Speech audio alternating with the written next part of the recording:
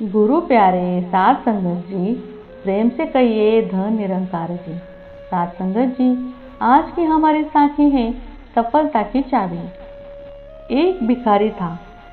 Rail सफर में भीख मांगने के दौरान एक सूट बूट पहने सेठ जी उसे दिखे।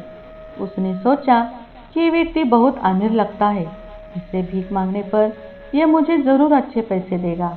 वो उस सेठ जी से भीख मांगने लगा। भिखारी को देखकर उस सेठ जी ने कहा, तुम हमेशा मांगते ही हो या कभी किसी को कुछ देते भी हो? भिखारी बोला, साहब मैं तो भिखारी हूँ, हमेशा लोगों से मांगता ही रहता हूँ। मेरी इतनी औकात कहाँ कि किसी को कुछ दे सकूँ। सेठ जी बोले, जब किसी को कुछ दे नहीं सकते तो तुम्हें मांगने का भी कोई हक नहीं है। मैं एक व्यापारी हूँ और लेन देन में मैं विश्वास रखता हूँ। अगर तुम्हारे पास मुझे कुछ देने को हो तभी मैं तुम्हें बदले में कुछ दे सकता हूँ। तभी वो स्टेशन आ गया जहाँ पर उस सेठ को उतरना था। वो ट्रेन से उतरा और चला गया। इधर भिखारी सेठ की कही बात के बारे में सोचने लगा। सेठ के द्वारा कही गई बात उस भिखारी के दिल में उतर गई। वो सोचने लगा कि शायद मुझे भीख में अधिक पैसा इसीलिए नहीं मिलता क्योंकि मैं उसके बदले में किसी को कुछ दे नहीं पाता हूँ।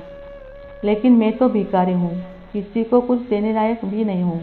लेकिन कब तक मैं लोगों को बिन कुछ दिए केवल मांगता ही रहूँगा।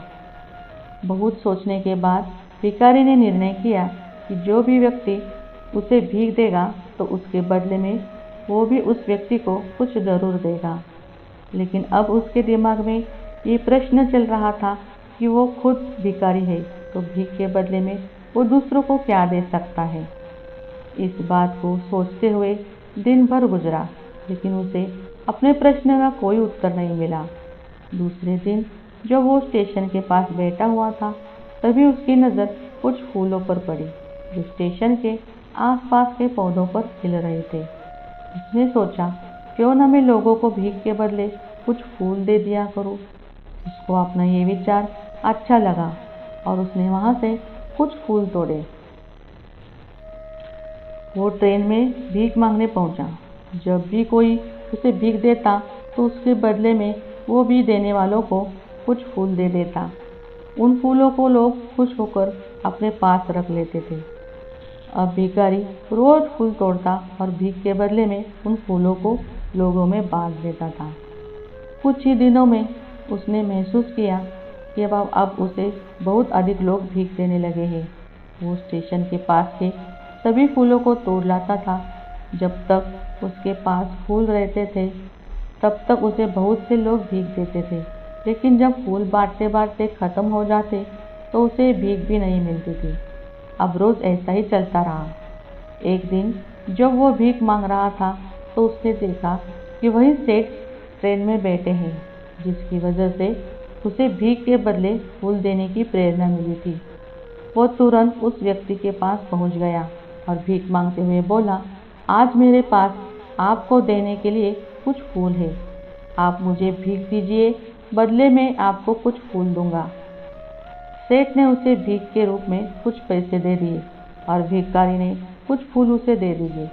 उस सेठ को ये बात बहुत पसंद आई। सेठ जी ने कहा, वाह क्या बात है, आज तुम भी मेरी तरह एक व्यापारी बन गए हो। इतना कहकर फूल लेकर वो सेठ स्टेशन पर उतर गए। लेकिन उस सेठ द्वारा कही गई बात एक बार फिर से उस भिखारी के दिल में उतर गई।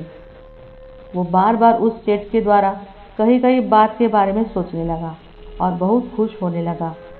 उसकी आंखें अब चमकने लगी। उसे लगने लगा कि अब उसके हाथ सफलता की चाबी लग गई है, जिसके द्वारा वो अपने जीवन को बदल सकता है। वो तुरंत ट्रेन से नीचे उतरा और उत्साहित होकर बहुत तेज आवाज में ऊपर आसमान की ओर देखकर बोला, मैं भिखारी नहीं हूँ, मैं तो एक व्यापारी हूँ। मैं भी उस सेठ जैसा बन सकता हूँ, मैं भी अमीर बन सकता हूँ। लोगों ने उसे देखा तो सोचा कि शायद ये भिखारी पागल हो गया है। अगले दिन से वो भिखारी उस स्टेशन पर फिर कभी नहीं दिखा। एक वर्ष बाद इसी स्टेशन पर दो व्यक्ति सूट बूट पहने हुए यात्रा कर रहे थे। दोनों ने एक दूसरे को देखा तो उनमें से एक ने दूसरे को हाथ जोड़कर प्रणाम किया और कहा, क्या आपने मुझे पहचाना? सेठ जी ने कहा, नहीं तो, शायद हम लोग पहली बार मिल रहे हैं। भिखारी बोला, नहीं सेठ जी, आप याद कीजिए, हम पहली बार नहीं बल्कि तीसरी बार मिल रहे हैं। सेठ जी बोले, मुझे याद नहीं आ रहा है, वैसे हम पहली 2 बार कब मिले थे? अब पहला व्यक्ति मुस्कुराया और बोला, हम पहले भी 2 बार इसी ट्रेन में मिले थे।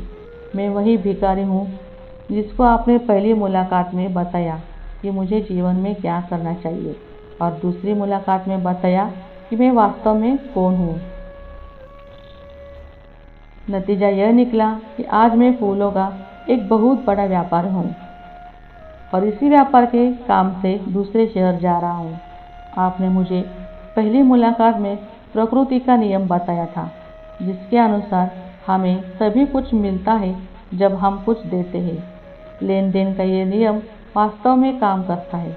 मैंने ये बहुत अच्छी तरह महसूस किया, लेकिन मैं खुद को हमेशा भिखारी ही समझता रहा। इससे ऊपर उठकर मैंने कभी सोचा ही नहीं था। और जब आपसे मेरी दूसरी मुलाकात हुई तब आपने मुझे बताया कि मैं एक व्यापारी बन चुका हूँ। अब मैं समझ चुका था कि वास्तव में एक भिखारी नहीं बल्कि व्यापारी बन चुका हूँ। साथ संगत जी, इस कहानी से हमें यही सीख मिलती है, भिखारी ने स्वयं को जब तक भिखारी समझा वो भिखारी रहा। उसने स्वयं को व्यापारी मान लिया तो व्यापारी बन गया। साथ संगत जी, उम्मीद करती हूँ कि आज की साखी आपको पसंद आई होगी। आपको ये साखी कैसी लगी कमेंट कर ज़रूर बताइएगा। वीडियो अच्छी लगी हो तो लाइक, शेयर और सब्सक्राइब ज़रूर करें ताकि मैं ऐसी ही अच्छी साखी आपके लिए ला सकूं। आपसे फिर मुलाकात होगी एक और नई साखी के साथ। तब तक के लिए मेरी प्यारी साथ संगत प्रेम से कहिए धन निरंकार जी।